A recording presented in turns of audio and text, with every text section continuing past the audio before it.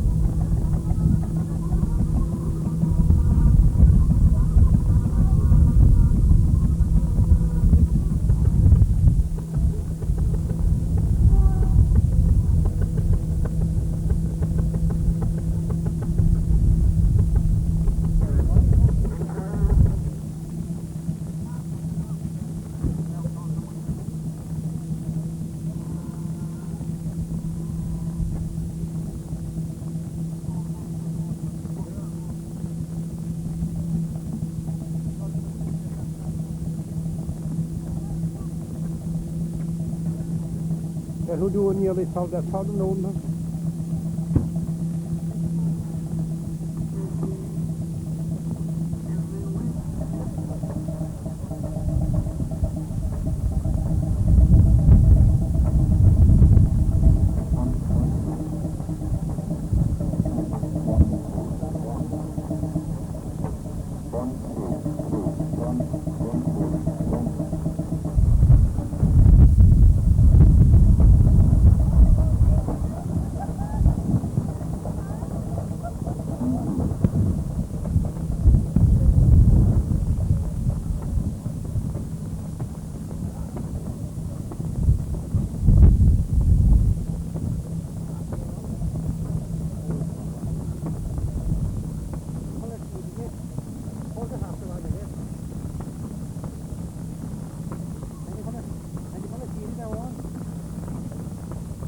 Okay. That's the other way. That's it. One way. People are going on this big market.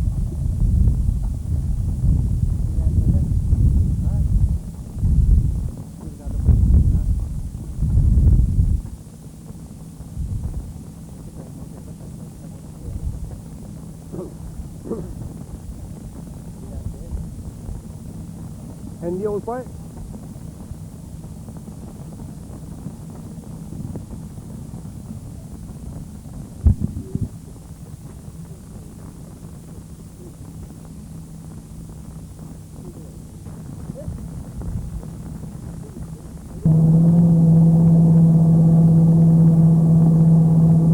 the point of view of the threshing now.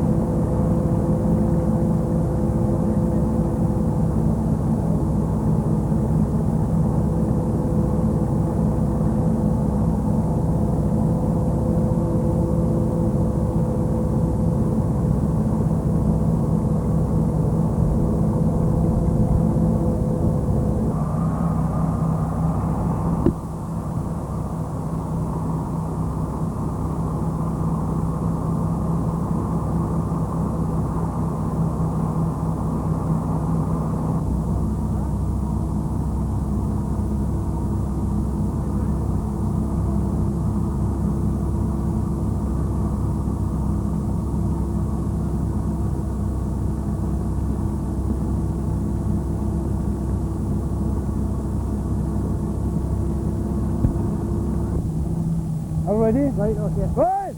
Right! Try it again! Let him come over. If he did it from the upper side, it would be easier.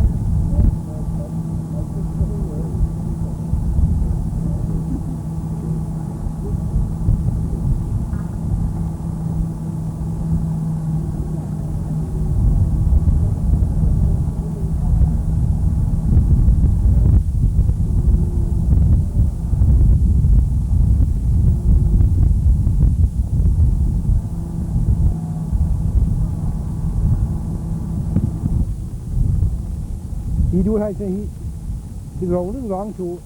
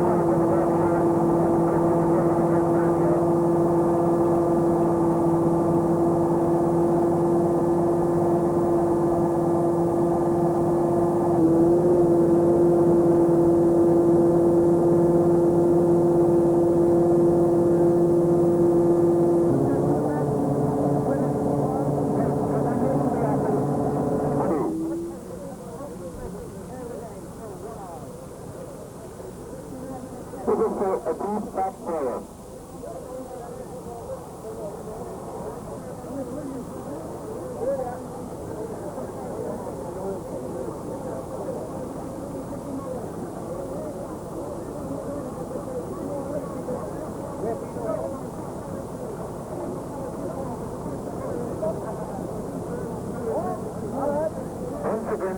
After the ticket to that coming in the gate, the pink ticket 120, and second prize is a white ticket number 33.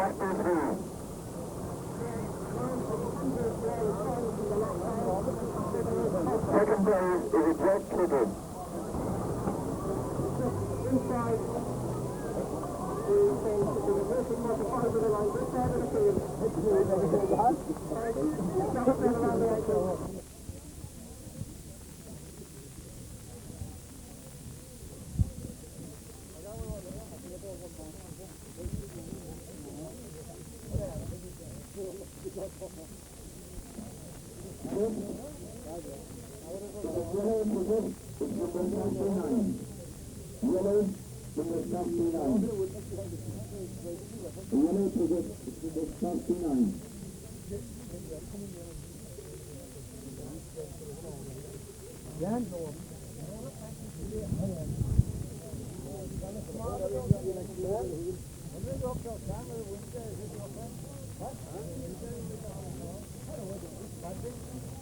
On behalf of the Bengour Harvest Festival, I would like, on behalf of the committee, to welcome all of you here this evening.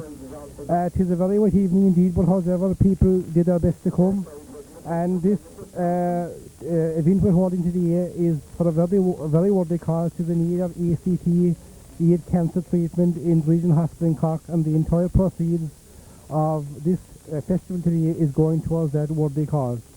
And first of all, on behalf of the committee, we would like to thank all the exhibitors here today who, despite the weather, brought their machinery and so on here. We'd like to thank the people who came here and the people who got involved in the events. And of course, Billy Hudley, who went to great trouble to get this thing organised with corn and so on. So, so now, what we'll do now is we'll have a word here with a few of the more senior people of the area, who can remember distinctly the years when threshing was part of everyday life. So we'll talk first of all to Dan Sullivan here. Dan, when you were a young fella, or young man at home, could you give us any idea of what the threshing day was like from when it started till it finished in the evening? We finished in part of the night, often, late in the night. Well, I was at a threshing one night at 2 o'clock in the night, and the fellows were taking the straw from the drum. I was up in the straw like with 3 more, and they didn't take the straw, and it got back in the straw again and shot out above the hole. So, you know, you would never know from when what would happen. There could be hits or stoppage or whatever. There could be hits or a problem with the engine or the tractor or whatever. No, so they didn't take the straw, they said they kept it back in. Oh yeah, right, very good. We'll have a word forward. Ginny had in here, we go all this way in. Ginny, you're not as old a man as Dan Sullivan, but however, you're around a long time. Do you remember, Ginny, when the steam engines were there, when they went out and the tractors came in? I do it. The man goes on a steam engine, where I live now, and I followed with him. I drove into Bengour when he spotted to into the railway. How long were you doing that, Ginny? Well, for 12 months. Within 2 years after, I went out when name was John Clark. I gave 15 years with him, threshing. And do you remember exactly around about the year when the tractors came in? No. And the steam engine gave up? No. About what time was that? Had it been what? 30s of us, and the 30s up there. People went out and tractors came in, and I brought in smaller tractors in. We'll have a word now with Dinny Bottomer here. Dinny, could you tell us please, in your young days, what would be happening that night after the threshing? Would there be a bit of a sing-song or a dance? A bit of a sing-song and a bit of dancing, and the women up here on, and betting to water. Well, that wouldn't be no shepherd just on saying with that over the night in here, but during the threshing time, that'd be a mixture of everything. That was gone for a couple of days afternoon, yeah. Eh? That wouldn't cases. We had a couple of days in cases. And a couple of nights too. We never suffer more over threshing than we did today though. Yeah. Michael Orden from Castletown. And Michael, obviously there was a lot of work involved before the pressure ever took place from the time that you had to cut the corn on. Could you say a small bit about that, please? The cardinal, they cut it aside the market to be lads, and then to be the bone and be stacked and drawn in, and, you know, and there'd be a lot of mixing around in it after. And the first day she was the old drum in the ground with the islands and dry it. And then the steam pressure came in after that, and we used to be there till nearly morning sometimes. There was a man from Mount Music just from there, Jack lay here, and he when about this time he started to work. And lay, and he did well about 1 or 2 o'clock then. And to be morning before we be finished up. Tommy, you came from an old threshing family, the Ellens are always negotiated way back with the usual steam engines and tractors and so on. So could you give us your earliest memory of that time, and maybe your father can for you? Yes, I can barely remember the steam engine. I never followed the steam engine. The only man here now who followed steam engine was Bill Healy. He was the man that was driving the steam engine, and we thought he was a mighty man out here to be driving this big thing, and they out all night and home on the weekends and all that crack like. But was there much travelling involved in? There was travelling going away. They wasting the nights and bicycles and motor car maybe. How had you been established your travel to threshing? That you mean the travel? Oh, a couple up to 10 miles, yes. Couple up to 10 miles, yeah. Yes, I was at in myself like for a good number of years. I was anywhere between cabin and family van and... What year was the last time that you bought your tractor? It's over 20 years ago, 23 years ago, I'd say. 23 years ago. The last time the tractor out near Castletown, the last August. So it all had washed in, and there was some characters in, Moss Bottomer and Humphrey Coskin, they were still with me, and Mick Lawden too, because he was with the father there, with the steam engine. Yeah. We another fellow with the father was named Jim Cowan. You had with him. So there's a lot of them around there, those two there. Yeah, we talked to him. Right, we are talking now to the man in question, the man who went to all the trouble to bring his own pressure here, and who went to a lot of trouble, Billy Hurley, local man here. So Billy, could you tell us, Billy, when you remember threshing, Billy, could you remember any of the old characters that were associated with local threshing? I think the most of them are dead now, yeah. And could you name a few for us? Well, not here around much. Jackie Fleming. Yeah. Did anyone tell you about him? I did, yeah. Great threshing man. Yeah. Conor Driscoll is alive all the time. Right. Yeah. George Dwyer is alive. Any more? George Howren is buried. George Dwyer's father-in-law, John Crowley's Fox. He had a threshing set. That's back in the early 40s. And there would obviously be, when the pressure starts in the morning, then there'd be a break for refreshments. What time would that be? In the morning. For the support. Would there be tea involved or something? There would, for the temperate. And what time would the dinner be in the evening? Around 1:30. And would there be a break in the evening after that? There would, around 4 o'clock for tea and porter. And then, depending on the weather, of course, oh, yes. what time would it finish? Well, any time what corner we there, we finished. If it was 10 o'clock, we finished. Very good. Yeah. And how long have you this pressure been? I was only 6 months. And is it an old pressure? It is about 40 years old. 40 years, Bill, Tommy, I don't know if you when you yourself was involved in the steam engine. 1943. And could you tell us, Bill, obviously there was a harder work involved in the steam engine, so could you tell us more? Well, a lot of harder work was this would be up in the morning. It had to high fry steam in the steam engine, and you would have to wear the pressure in across the star field, and you would have to suffer the wet claws all day. And how fast would you be travelling into the world?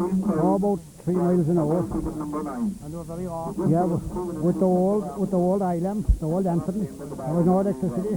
Yeah, and it was a small haggard, then of course you would have problems. No, you would have 2 haggards in the day, a haggard and a half, and you'd be going to other places, and also you had no coal at that time, just turf and timber. The steam engines were made for coal.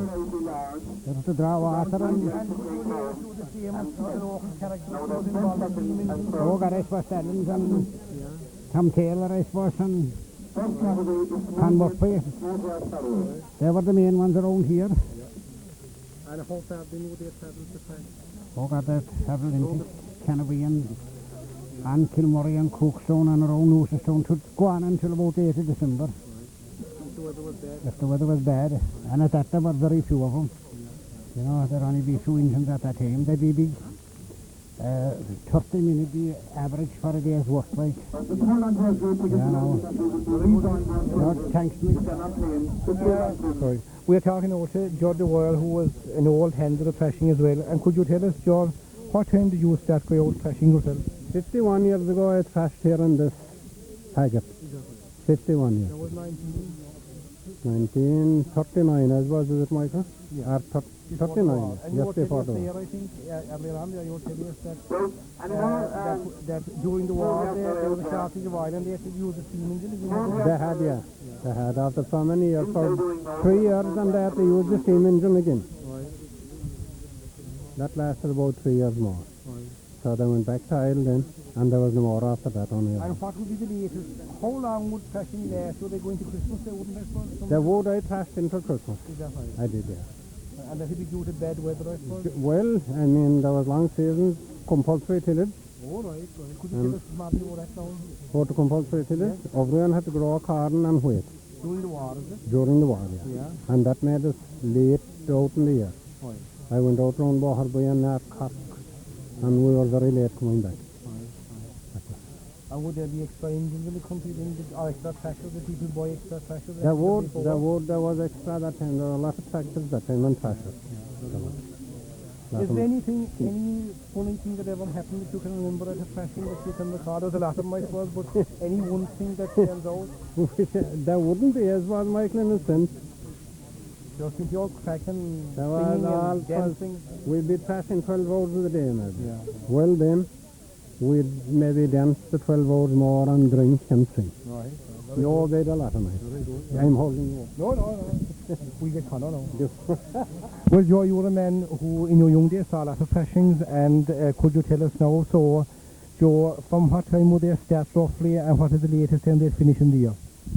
Well, what I remember starting of threshing were in the steam engine days anyway, like the men with the threshing set would generally stay in the house, they pull in the night before, and 1 or 2 of them, they would generally 3, 1 or 2 of them would get up about 4:30, 5 o'clock in the morning to get the fire going to rise steam, and it would take about 3 hours for that to rise, like, and they would be generally ready to start work about 9 o'clock, but generally like with cows and everything, as they were daring in most farms at him, they were ready to really start until about 10, half 10. And for the sake of young people here, Joe, because young people don't realise what's involved, obviously the thresh itself was one thing, but there was a long period of preparation in. Could you tell us what happened? We said the minute the corn was cut till the time it was threshed. Well, I would remember they say even cutting corn like that with the mowing machine a bit like, and well, particularly in bad seasons, but when we cut with the binder, generally that would be, you could start off anything from the 12th of August and maybe be finished if we had wheat, or like barley would be the earliest, and wheat would be going to maybe second week of September, and that would be the threshing would generally start around the 1st of September. You'd have to stoke it, of course, in the meantime, like that. You'd have say about 8 or 10 shares, then they'd be put into stacks. It would be made some by the hand and more by the knee, and there would be a lot of handling and drying it in, then with the horses. One time, then when tractors came in, and the last year of the threshing, so we used tractors for drying the stacks direct, that it couldn't be handled outside. And finally, Joe, could you tell us, when the time the combine harvesters came in, was there much, did they come in all of a sudden, or did they come in over a period, or did the threshers go out over a period, or what happened? Well, combine harvesters came in generally the late 40s, so we say this district, or the early 50s, and they continued. They were coming in on a slow basis. People generally some farmers might do harvest a job, but a lot of farmers used to harvest half and then crash half, harvest what they'd be selling because it wouldn't be dry, and keep what they'd be threshing. And generally it was, you could say, into the mid-60s before they had taken over completely. And can you recall by any chance which was the last threshing around here? Was it in the late 60s or something? Well, we also had a winner for the boys' We thrashed ourselves in 1966, and as far as I know, Morris Garvin thrashed in 1967. They were, like say, in our area where we were calling, and they were generally about the last place there. And how many men would be involved in the threshing? Obviously, being near neighbours. How many would be involved in the average threshing? Would they be 20 or 30 or what?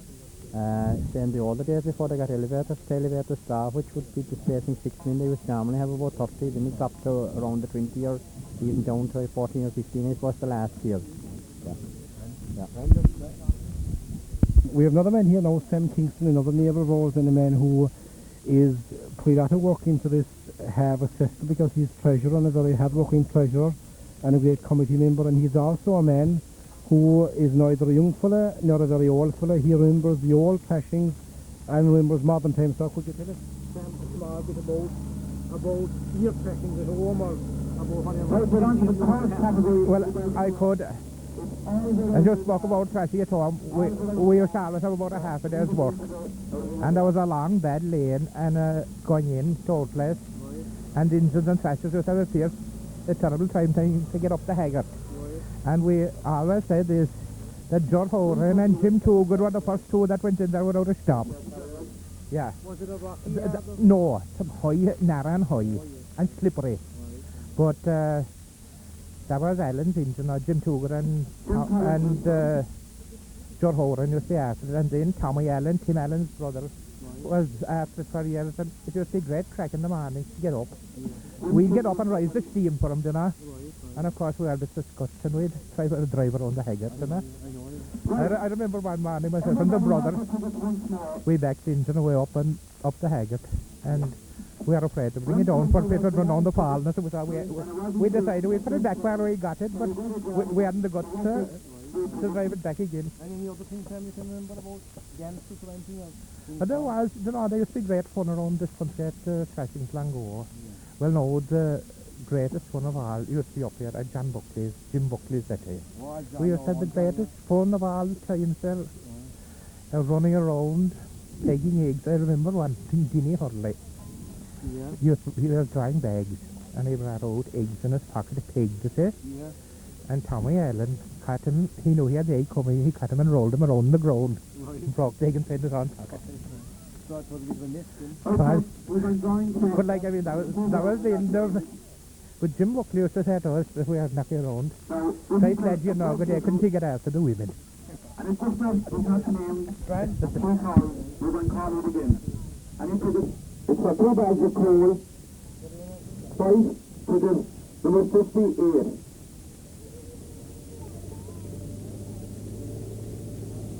Right. A white ticket, number 58.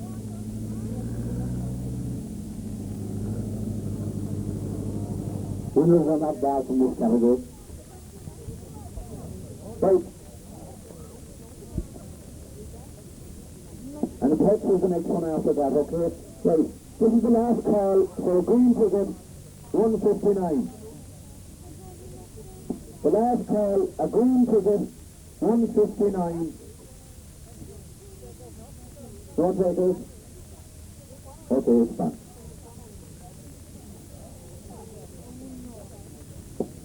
This is a white ticket, 84. Twice, 84, 84.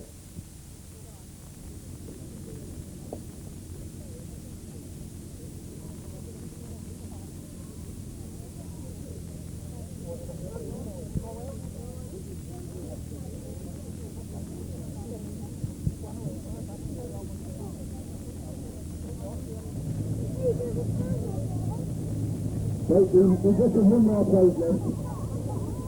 Coming around and give it out the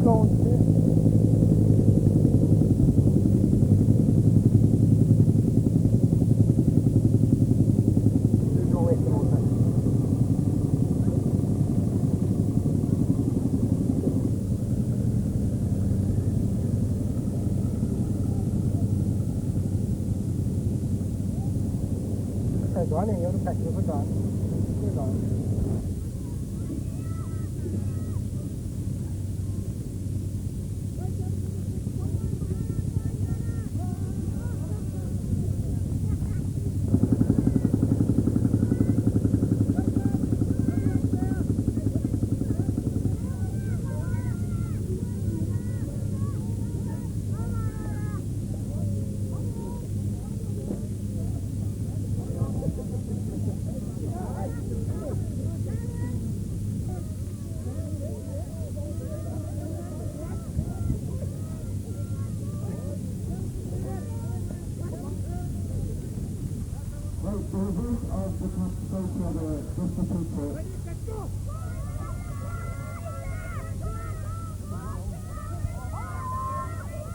The winner was Anecdotes from the booth.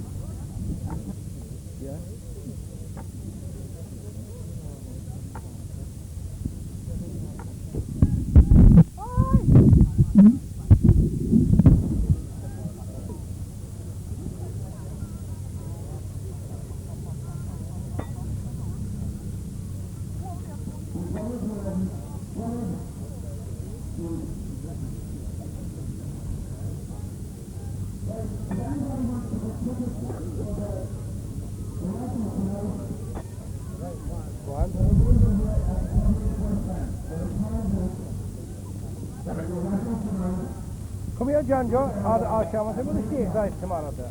Det är väl det som går. Det kan bli right. Så får jag kan det gå. Va?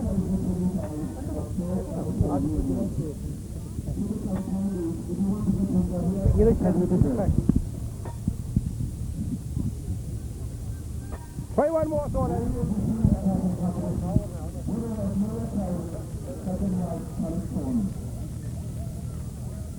hold you get on.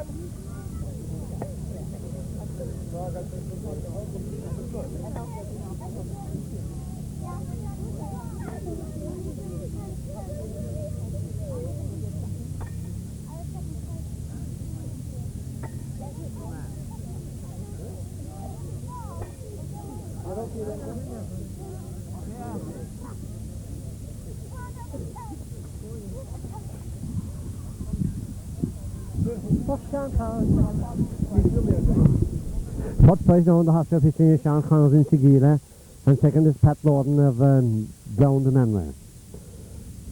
And I guess they're on, you know, they're great Hofstra pictures.